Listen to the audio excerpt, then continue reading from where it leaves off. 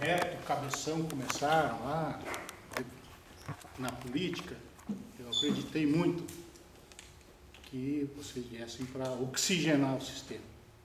E fico grato de ver agora que você está manifestando interesse com a nossa cidade, a sua cidade, né? Conheço você desde pequeno, apesar de você não lembrar de mim, né? Dos carneiros afrodisíacos do pai. Quando a gente pensa uma cidade grande, uma metrópole, a gente não pode dissociar, a gente está focando aqui muito no transporte público, mas a gente não pode dissociar a questão da saúde, a disponibilidade da saúde pública para o seu usuário. Quando você pensa uma cidade grande, você pensa no conforto do cidadão como um todo, independentemente de qualquer tipo de influência mercantil ou de interesse. Muito bem. Sobre o veículo leve de transporte, eu acho que seria a solução. Agora, o grande desafio teu vai ser conciliar a gaiola das loucas que está nos municípios, que são as suas secretarias, que não se conversam entre si. Existe um direcionamento, existe um geoprocessamento, existe uma fonte de informações, mas o que o cidadão vê? Ações desencontradas. Um dia vem a Sanepar, abre um buraco na tua rua, no outro dia tampa, no terceiro dia vem a Copel e abre o mesmo buraco. Entende? Outra coisa, a verticalização. É muito interessante você observar que você utiliza o terreno de uma forma vertical. Agora, como é que você vai transformar o meio de transporte, a rua, para atender tudo isso? Então, seria uma proposta de horizontalização, não sei como, aí os estudiosos do assunto que devem se debruçar sobre a mesa para ver isso aí.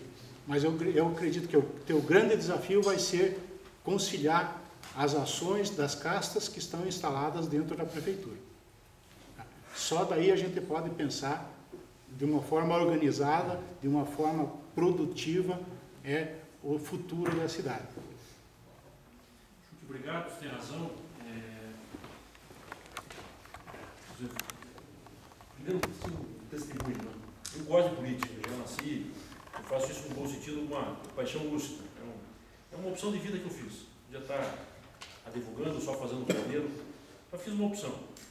E ao disputar o Senado, eu quis reafirmar isso. Eu abri mão de uma reeleição para deputado federal, para passar também para a população que não estou fazendo carreira, de ficar na dependência disso, sei aceitar risco e sei assumir compromisso.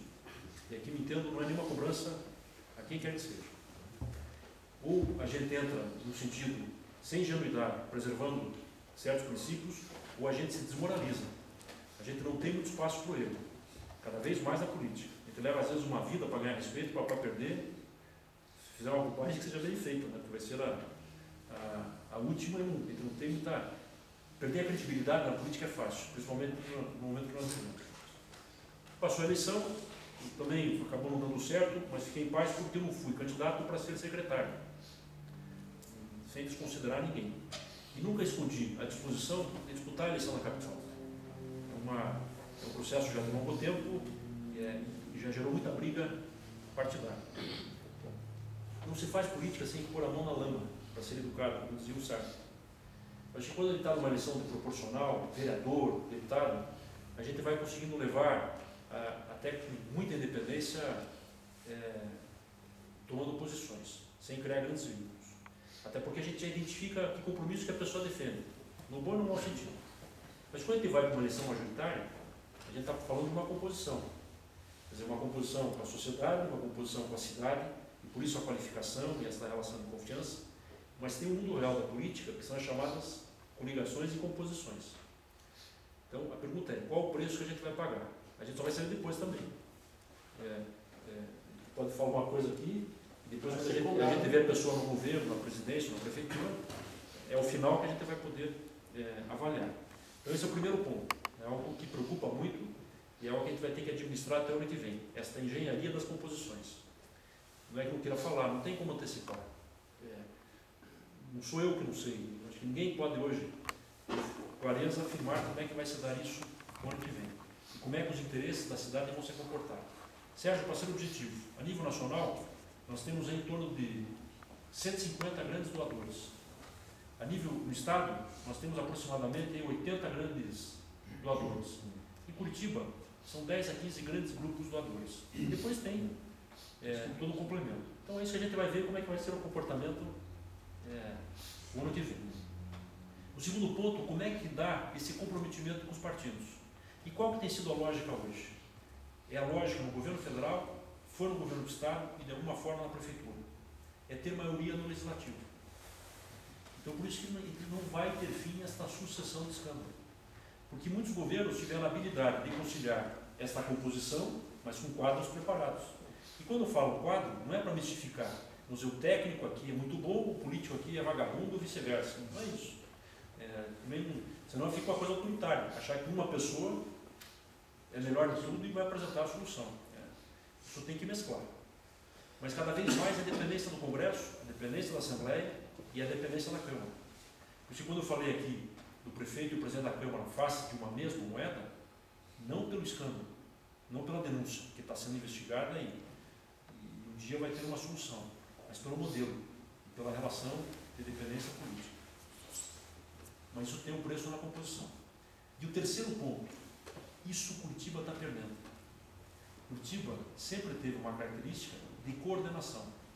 E uma das coisas que mais me impressionou na declaração do Bifichinski foi quando ele faz a menção à Secretaria de Obras. Que nós estamos copiando a cópia. Curitiba sempre foi inovadora do sistema. Implantou-se o Expresso e o Ligeirão. Bogotá implantou um sistema parecido. Estão lá com canaleiras. Mas o que eles fizeram é que Curitiba passou a copiar a cópia? O chamado desalinhamento. Então deixa o Expresso com várias paradas e se estabelece o Ligeirão com 4 paradas e no ponto onde tem a parada do Expresso é o desalinhamento, ou seja, se faz uma entrada para a estação e o Ligeirão ultrapassa e não precisa ficar atrás do outro ônibus, abrir o sinal para fazer a ultrapassagem. O que ele falou? Que fizeram uma projeção de investimentos, uma projeção de construção e a Secretaria de Obras não fez. Não tem lógica, né? Quer dizer, não se comunica. Isso dentro da prefeitura. Não estou nem me referindo a essa outra questão, que é muito importante, e que é com outros órgãos de governo. Então, não está havendo essa coordenação. Isso Curitiba perde, porque tinha e tem gente preparada e tinha setor que cuidava só disso. Vou dar um dado aqui. Na linha verde, quebraram o cabo do Genoma, que é o que mantém o sistema Genoma da Universidade Federal do Paraná, lá próximo da BR. Daí usaram a estrutura e a canalização da PUC. No dia seguinte, é que isso não foi publicado e ninguém vai admitir. Eu estou falando aqui, Que a gente sabe. se alguém rejeitar, negar, vai ficar minha palavra contra o órgão oficial. Mas o sistema Genoma, a Universidade Federal do Paraná ficou fora do sistema por alguns dias, inédito na sua história. Por quê? Problema na obra. Não publicaram. E quando fizeram a intervenção, não avisaram logo. O pobre do funcionário lá que deve ter usado equipamento, sem querer, acabou. Então, isso é público. Eu me baseio na declaração do Rubi, mas é muito sério. Este gerenciamento. Isso está faltando firmeza. Joyce,